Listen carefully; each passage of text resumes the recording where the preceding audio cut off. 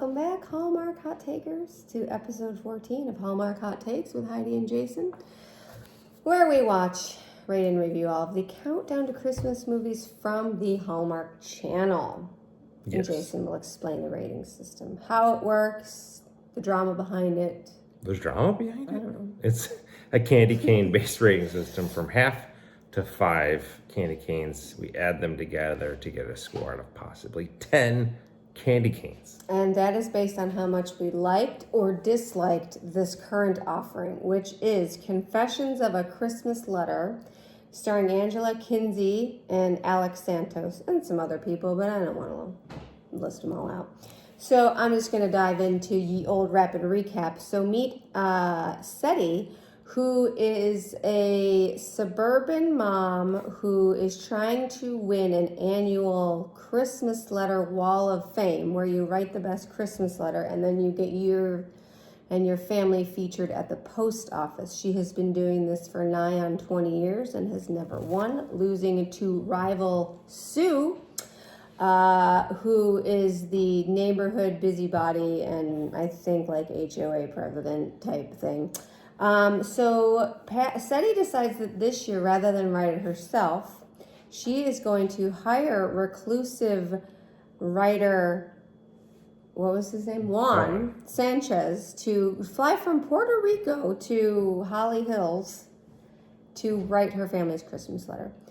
Juan agrees. He comes to spend Christmas with her family to get to know them, and he gets to know all of the family members, and you find out that, Seti's always kind of embellishing these letters, and Juan's like, you should just let everybody see your family for who they are and make sure your kids know you're proud of them, and blah, blah, blah, blah, blah. This all culminates when they say that Juan is her daughter's fiance because I don't know. And then they all find out. I don't know if they actually ever found out that that part wasn't true. But then at the end of the movie, Seti realizes she can't have Juan write the letter because she has to write it. And she writes a heartfelt and truthful letter about her family, and she wins the contest and gets her on the Wall of Fame, and they have a happy Christmas together, and that is Confessions of a Christmas. And Juan and Lily. Oh yeah, Juan and Lily. There is romance. There is romance. Such as it is. There we go. That's the movie in a nutshell. That's a recap. Recap. Ready for the review? Yep. Okay, now let's get into the likes and dislikes, which inform the ratings for any of you noobs out there. Jay, where are we going first? I think likes. Likes. I would agree with you. Yeah. Anyone who's seen the show before might understand that sometimes if we start with likes, it doesn't end well. I don't like to be too predictable, but basically when we start with likes, it means that, well, let's just go. What did you like? The Uber driver at the beginning of the movie. So Juan and the daughter, what was her name? Lily, get into the same Uber going to her house, but they don't know they're going to the same destination. So Lily's real chatty and just goofy, and Juan's trying to take it all in. So she gets out of the car, and the Uber driver's like, Juan, I don't know what you've gotten yourself into, but this is the last stop. And he was just really, because he knew like Juan was in for a bad time. Right. And I thought it was pretty funny. I thought it had some decently funny lines here and there that made me chuckle. It was higher on the humor in this one. Yes. But some of it was a little bit forced. The grandfather said the Google, and I thought that was pretty funny. Anytime the Google is funny. What about Kevin? Kevin Angela Kinsey from The Office was in this movie, and Kevin from The Office was in this movie. He played the postman. Yeah, I loved it. So that was kind of cool. Yes. What about the holiday onesies? Did they wear? Everyone had. Well, the funny part I did love the onesies. The only funny part about the onesies for me is when Juan's family came and then they made them wear the onesies. I did like that part. They had a little Jesus music, a little talk about Catholic saints. I liked that. Yes. And she used the word wonky. Okay. I like that word quite a bit. And Juan's line about taking control of your own story. Yeah. I liked that. What about when they put up the Christmas decorations outside, they all dressed in black at night, like an operation? There was some subterfuge because Sue doesn't allow neighborhood decorations, but they all decided to band against Sue because she's a tyrant. Had to take her down. I liked Juan and Lily. I actually also did like Juan and Lily. I liked Juan specifically. Yes. Lily was cute, and she was like way over the top a little at first, and I thought she was going to really annoy me because the mom, Cisetti, annoyed me. But like, she was like annoying in a pretty endearing way. Yeah. So I think and I liked Juan. Yep. Yeah, Yeah. I will agree with that. I liked how they kissed. That was There nice. was a pretty hot kiss in this movie. A little steamy for the Hallmark.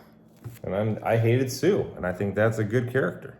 Yeah, Sue was terrible. So I think that's always good when you hate a character. I don't think Sue got enough comeuppance, though. Yeah. Like, they need to burn her house down or something. Okay. Okay.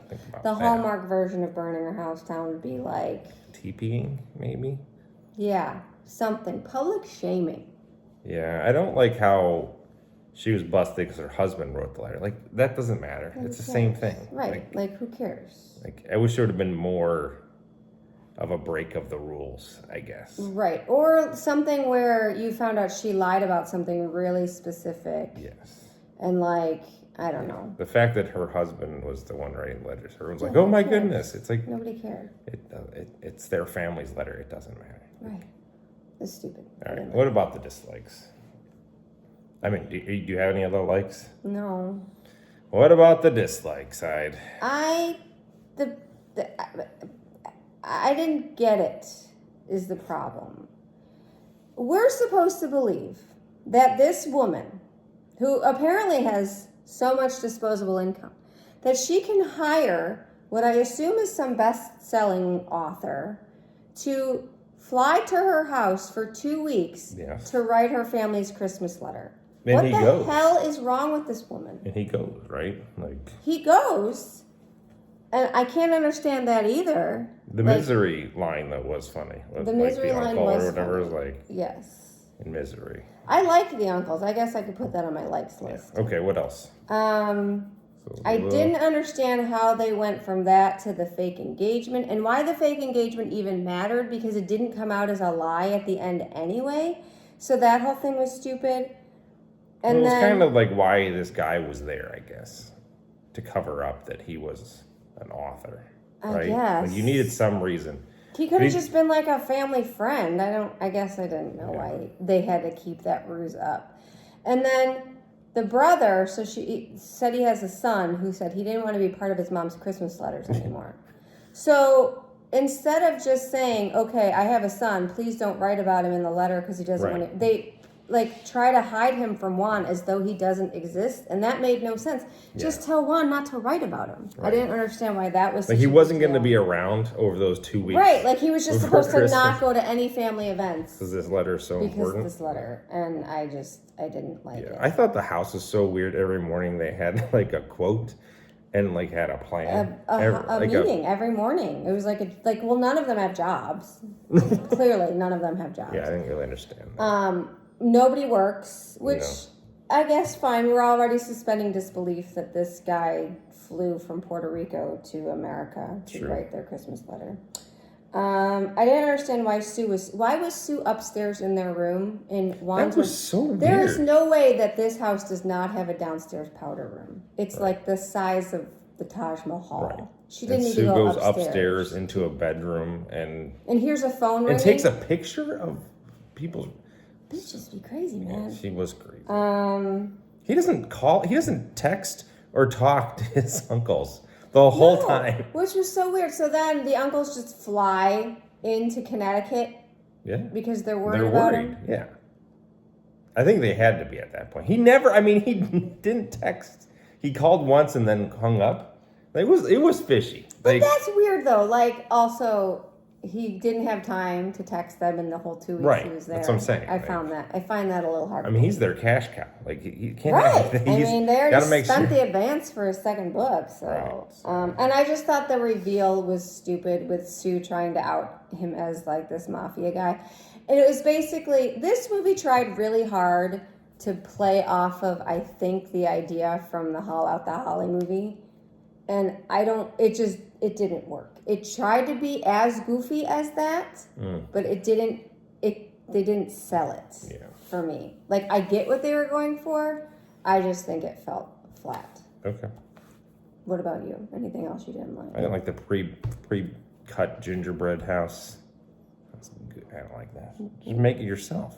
Well, we've used pre-cut. I know, but like this was a contest.